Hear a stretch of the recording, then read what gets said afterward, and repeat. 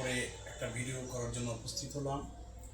আজকের ভিডিওটা হবে আল্লাহর নিয়ামত সম্পর্কে।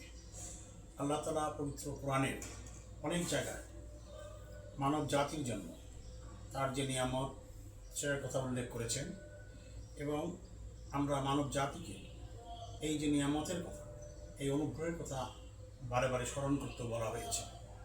সেই প্রেক্ষিতেই এখন কোরআন শরীফের কয়েকটি আয়াতে কীভাবে আল্লাহ তাআলা তার নিয়ামতের কথা বলেছেন তা উপস্থাপন করব। সূরা ইব্রাহিমের 34 নম্বর আয়াতে আল্লাহ তাআলা বলছেন, আর যদি তোমরা আল্লাহর নিয়ামত গণনা করো তবে তার সংখ্যা নির্ণয় করতে পারবে না। নিশ্চয়ই মানুষ বড়ই জালিম ও অকৃতজ্ঞ। অর্থাৎ আল্লাহ তাআলা যে আমাদেরকে যে নিয়ামত দিয়েছেন সেই নিয়ামত আমরা কখনো গণনা করে শেষ করতে পারবো না। কিন্তু মানব জীবনে আপনাকে যদি কেউ কোনো সাহায্য করে থাকে সেটা কিন্তু আপনি বলতে পারবেন যে উনি আমাকে এই সাহায্য করেছে। কিন্তু আল্লাহর নিয়ামতের মধ্যে আমরা ডুবে আছি, কাজেই আমাদের পক্ষে বলা সম্ভব না যে আল্লাহর নিয়ামত কত।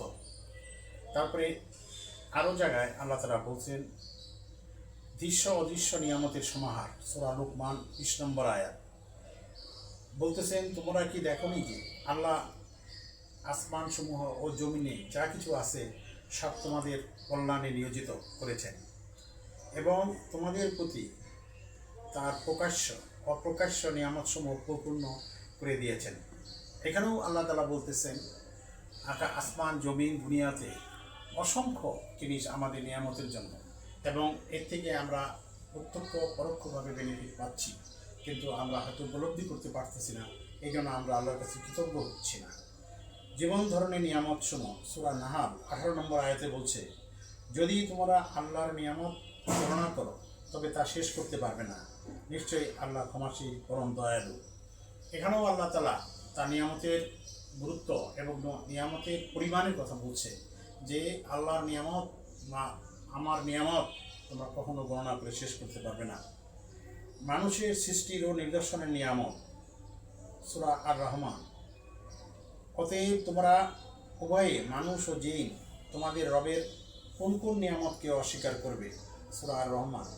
এই আয়াতটি এই সূরায় বারবার উল্লেখ করে আল্লাহর বড় বড় নিয়ামতের, যেমন কোরআন শিক্ষা, সূর্য চন্দ্র গাছপালা সমুদ্রের কথা স্মরণ করিয়ে দেওয়া হয়েছে। অর্থাৎ পৃথিবীতে যত কিছু সবই আল্লাহর নিয়ামত। বৃষ্টি, বর্ষা, সব কিছু, গাছ ফল মূল, এসবই কিন্তু আল্লাহর নিয়ামত এবং আমরা এগুলি ভোগ করতেছি। নিয়ামতের শুকরিয়া আদায়ের নির্দেশ, সূরা বাকারা 152। অতএব তোমরা আমাকে স্মরণ করো, আমিও তোমাদের স্মরণ করব, আর আমার প্রতি কৃতজ্ঞ হও এবং অকৃতজ্ঞ হয়ে না। এখানে আল্লাহ তাআলা মানব জাতিকে হেদায়েত দিচ্ছেন এবং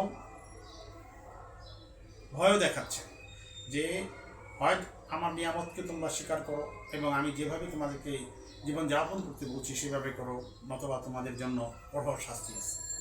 কাজেই আমাদেরকে সবসময় এই আল্লাহর নিয়ামতের প্রতি কৃতজ্ঞ থাকতে হবে এবং এই নিয়ামতের শুকরিয়া আদায় করতে হবে, এবং পদে পদে আল্লাহ তাআলা কোরআনের মাধ্যমে কোরআন ভিত্তিক জীবন আমাদের করতে হবে এবং সুন্নাহ ভিত্তিক জীবন করতে হবে।